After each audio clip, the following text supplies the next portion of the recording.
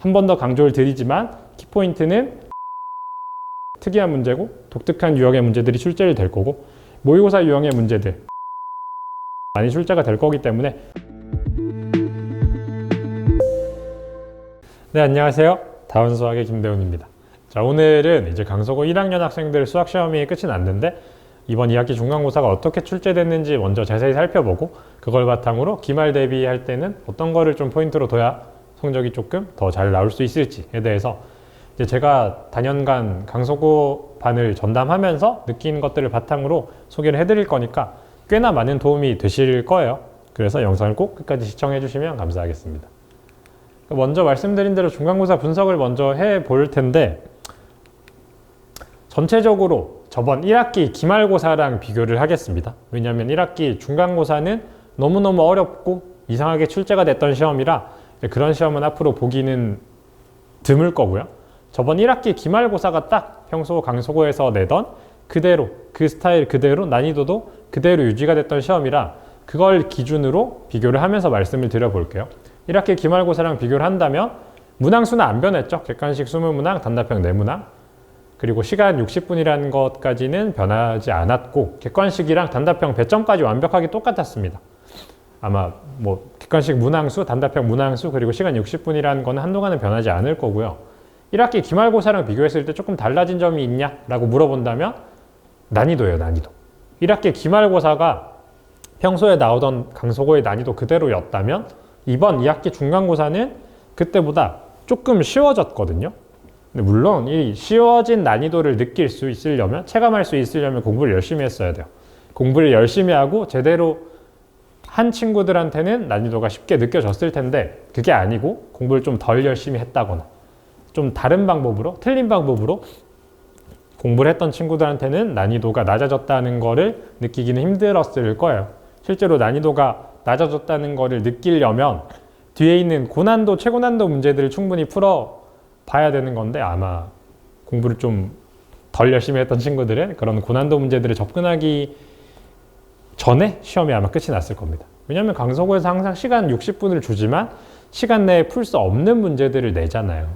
시간 60분 내에 모든 문제를 다 풀어서 맞춰서 100점 받는 학생들이 거의 안 나올 정도로 시험을 출제를 하기 때문에 물론 이번에는 시험이 조금 쉽다고 느껴질 수 있는 부분이 있어서 100점 받는 친구들도 아마 있을 겁니다. 그래서 이런 특징들이 이번 2학기 중간고사에 도드라지는 특징이었고 이제 1학기 기말고사랑 비교를 했을 때는 난이도가 조금 쉬워졌다는 게 핵심이다. 그럼 난이도를 어떻게 쉽게 느껴질 수 있었는지는 이따 문제를 조금 보여드리면서 설명을 해드릴 거예요. 이제 이번에 2학기 중간고사 시험 문제들을 실제로 보여드리면서 몇 가지 말씀을 드릴 건데 제일 먼저 말씀드릴 거는 학생들이 시간을 쏟을 수밖에 없는 유형, 실수를 유발하는 유형을 보여드릴 건데 아마 제 강서구 시험 분석 영상을 몇 번 보신 분들은 아마 지겨우실 유형입니다. 강서구에서 항상 출제가 되는 실수 유발하는 유형이죠. 개수를 묻는 문제, 옳은 것에 개수를 묻는다거나 조건에 맞는 것에 개수를 묻는다는 거. 이제 이런 문제들이 어려운 이유는 학생들이 어떻게 잘못 생각했다 하도 어떻게 실수를 해도 어떻게 좀 잘못된 접근을 해도 그렇게 풀어낸 답이 선지에 있을 수밖에 없어요. 그래서 그런 문제들 이런 답을 찍고 넘어갔을 때 실수를 할 수밖에 없을 거고 실수를 하지 않기 위해서는 학생들이 이런 문제들을 여러 번 풀어볼 수밖에 없거든요. 혹시 내가 제대로 푼 게 맞는지. 그래서 그걸 확인하는 과정에서 시간을 쏟을 수밖에 없다라는 유형이기 때문에 아마 이런 문제들에서 시간을 조금 뺏긴 친구들이라면 뒤에 있는 고난도 문제들에 접근하기가 조금 힘들었을 겁니다.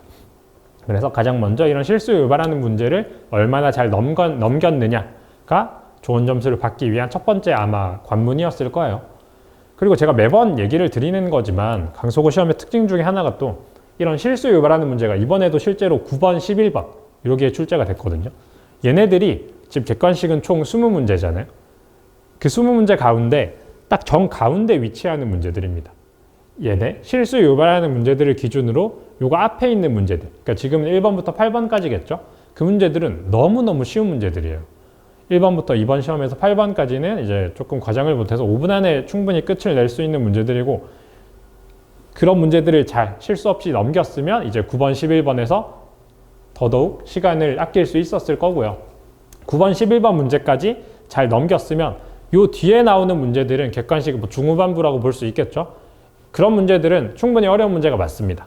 고난도 문제들이 맞기 때문에 앞에서 좀 쉬운 문제들 잘 넘어갔어야 됐고, 여기 실수 유발하는 문제들 잘 넘어갔으면 이제 고난도 문제들에 접근할 수 있는 시간이 얼마나 남았느냐, 거기에서 점수가 좀 갈린다고 보시면 돼요. 그래서 일단 실수 유발하는 문제, 이런 유형을 평소에 많이 연습을 하시는 게 좋을 거고, 이런 문제를 잘 풀려면 실수 없이 한 번에 풀고 넘어가려면 방법 하나밖에 없습니다. 개념 공부 열심히 하셔야 돼요. 실제로 9번 같은 거는 함수에 대한 개념이 완벽하게 정의되어 있지 않으면 틀릴 수밖에 없는 문제거든요. 그래서 평소에 개념 공부를 이런 유형의 문제들을 이용해서 하는 연습을 많이 하셔야 될 겁니다. 실제로 저희 강소고반에서는 이런 유형 문제를 되게 많이 풀어봤기 때문에 아마 잘 넘어갔을 거라고 생각을 해요. 이런 문제를 잘 넘어갔으면 고난도 문제들이 기다리고 있는데, 사실 강소고에서 내는 객관식 고난도 문해, 단답형도 마찬가지요. 고난도 문항들은 크게 유형이 두 가지입니다. 첫 번째는 모의고사 문제들을 변형했다거나 아니면 모의고사 문제랑 비슷한 유형의 문제들. 이건 뭐 평소에 학생들이 모의고사 문제들을 많이 풀어보다 보니까 절대적인 난이도가 어렵긴 하지만 충분히 평소에 풀어봤던 접근법을 이용해서 풀어낼 수 있는 문제들인데, 그 나머지 하나의 유형이 뭐냐면 되게 독특하고 특이한 문제들이에요. 이제 잠깐 돌아가 보면 1학기 중간고사가 어려웠던 이유는 그 특이하고 독특한 유형이 너무나 많이 출제가 되었기 때문입니다. 근데 이제 1학기 기말고사는 평소대로 냈다라는 거면 그 독특하고 특이한 문제는 한두 문제밖에 없었고 나머지 고난도 문제들이 모의고사 유형의 문제들이었는데, 이번 2학기 중간고사도 마찬가지였습니다. 독특하고 특이한 문제는 이제 많이 봐도 두 문제 정도밖에 없었고 나머지 고난도 문항들은 모의고사 변형이거나 모의고사 유형의 문제였거든요. 이제 그런 것들을 먼저 보여드릴 건데, 먼저 보여드릴 거는 아까 말씀드린 독특하고 특이한 유형의 문제들입니다. 객관식 19번이랑 단답형 제일 마지막 문제, 배점 6점짜리인 24번 문제거든요. 19번은 되게 독특하고 특이한 문제이긴 한데 유형 자체가 독특하고 특이하진 않아요. 이런 유형 자체는 모의고사에서도 시중 문제집에서도 쉽게 볼 수 있는 유형의 문제지만, 이 문제를 풀매에 있어서 반드시 쓰여야 되는 요소인 19번에서는 함수 fx를 되게 특이하고 이상하고 지저분한 모양으로 줬다는 게 문제인 거예요. 그러니까 저런 문제를 보자마자 학생들이 아마 풀기가 싫었을 거고, 저런 문제를 풀려면 시간을 많이 쓸 수밖에 없는 독특하고 특이한 요소가 들어간 익숙한 유형의 문제다라고 봐주시면 될 것 같고요. 24번 단답형 제일 마지막 문제는 되게 특이한 문제입니다. 저도 이런 유형의 문제는 잘 본 적이 없고 시중 문제집 중에서도 아마 이런 문제를 담고 있는 문제는 거의 없을 거예요. 실제로 제가 이 문제의 출제를 조금 찾아보려고 몇 군데 찾아봤는데 찾을 수가 없더라고요. 그래서 24번 단답형 6점짜리 문제는 학생들이 평소에 접할 수 없는 문제였을 거고, 근데 그렇다 해도 1학기 중간고사에 나왔던 독특하고 특이한 유형의 문제들은 손댈 수조차 없었던 문제들이거든요. 근데 이번에 나온 24번 가장 특이하고 독특한 문제를 할 수 있는 얘는 독특하고 특이하긴 하지만 손도 못 댈 정도냐? 그건 아니에요.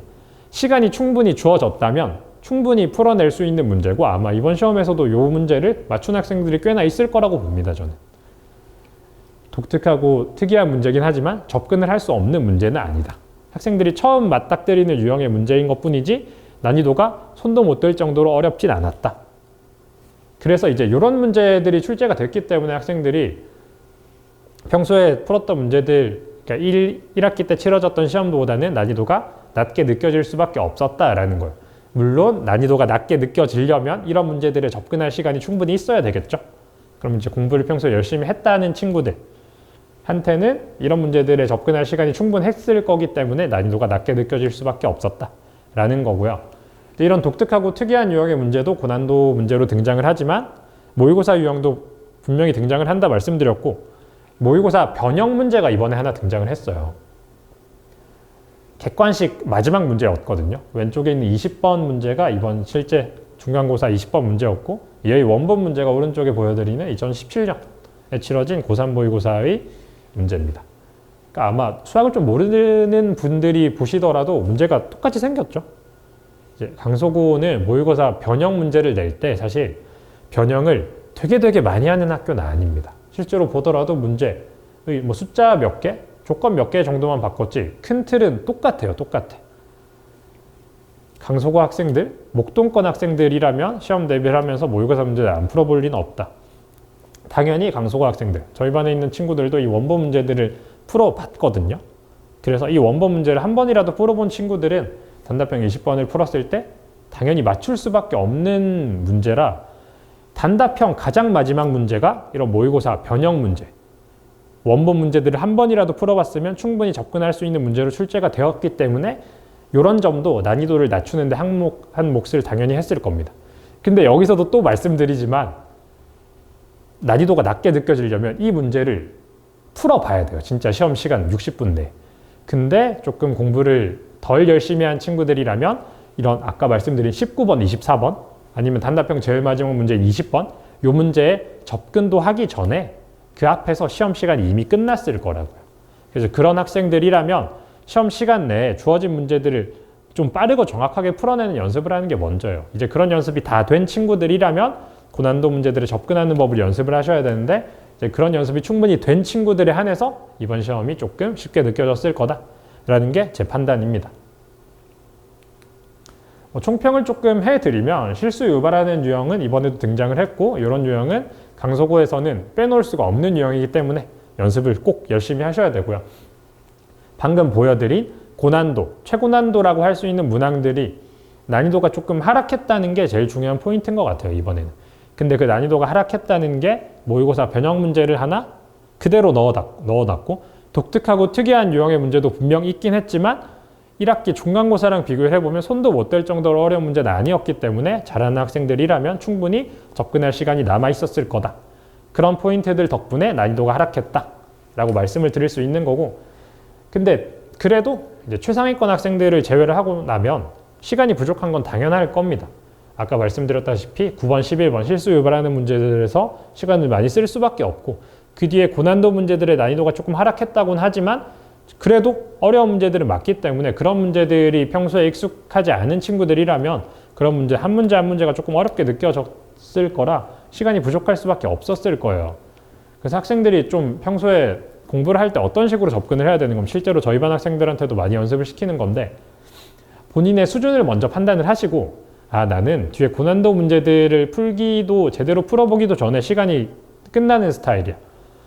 그런 친구들은 실수 유발하는 문제, 계산 더러운 문제를 빠르고 정확하게 풀어내는 게 먼저고요. 그게 이제 완벽하게 다 되고 시간 60분이 부족하진 않지만 시간이 아무리 많이 주어졌다 한들 나는 이 고난도 문제들을 못 풀어내겠어 라는 친구들도 분명히 있을 거거든요. 그런 친구들은 이제 고난도 문제들에 접근하는 법을 먼저 깨우치는 게 가장 중요하다라는 거예요. 근데 이제 그런 것들을 연습을 잘 하려면 제가 이따 말미에도 설명드릴 기말고사 대비할 때 있어서 어떤 공부법으로 접근을 해야 그런 문제점, 각자의 문제점들을 파악하고 보완할 수 있을지에 대해서는 말미에 설명을 드릴 거고, 이제 중간고사 분석한 걸 바탕으로 기말고사가 어떤 식으로 출제될지를 조금 볼 거예요.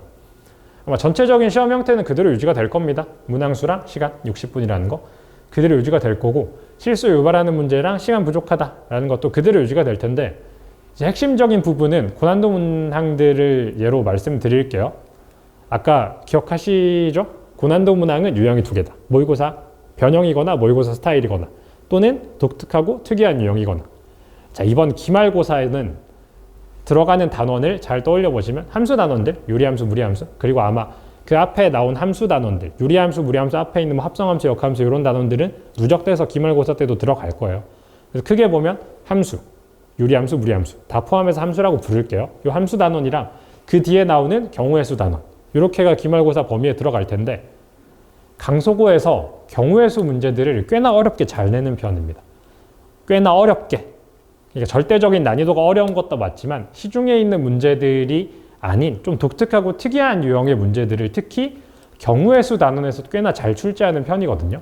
그래서 기말고사가 아마 아까 모의고사 유형의 고난도 문제들은 함수 단원에서 출제를 할 거고 독특하고 특이한 유형의 문제들은 경우의 수 단원에서 출제를 할 거예요. 이때까지 항상 그래왔고 이번 기말고사, 2학기 기말고사도 이런 식으로 출제가 될 거기 때문에 학생들이 좀 선택과 집중을 잘 하셔야 될 것 같고 이런 선택과 집중을 잘 하려면 제가 아까도 말씀드렸지만 본인이 일단 어떤 수준인지를 잘 아셔야 돼요. 60분 내에 나는 실수 유발하는 문제들도 조금 잘 넘기기가 힘들다라는 친구들, 또는 실수 유발하는 문제들까지는 잘 넘어가지만 뒤에 고난도 문제들을 풀기가 힘들다라는 친구들. 이제 그 딱 두 가지 유형으로 나눠서 첫 번째 친구들이라면 아까 말씀드렸다시피 실수 유발하는 문제들을 조금 많이, 계산 문제들을 많이 풀어보셔야 되고, 두 번째 유형, 고난도 문제들을 이제 접근하기 힘들어하는 친구들이라면 그런 문제들을 평소에 당연히 많이 풀어봐야겠죠. 그래서 저는 저희 강서고반 애들 수업할 때 어떤 식으로 진행을 하냐면, 항상 수업 시작 전에 저는 진짜 시간 60분 딱 재고 강서고 유형에 맞춘 문제들로 시험을 꼭 치고 시작을 합니다.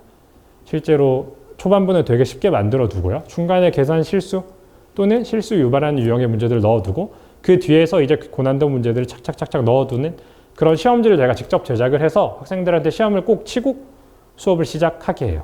이제 그런 시험을 쳐보면 쳐볼수록 딱 보일 수밖에 없겠죠, 당연히. 어떤 학생은 요런 유형들에 약하구나. 어떤 학생은 이 고난도 문제들에 약하거나. 이렇게 자기의 수준을 판단하고 제가 학생들의 수준을 판단해서 각각의 공부법을 제시를 해줄 수 있는 가장 좋은 방법이 모의시험입니다. 모의시험. 그래서 진짜 시간 60분을 딱 재서 강서고 스타일에 맞춘 시험지를 풀어보는 게 가장 중요하다고 할 수 있어요.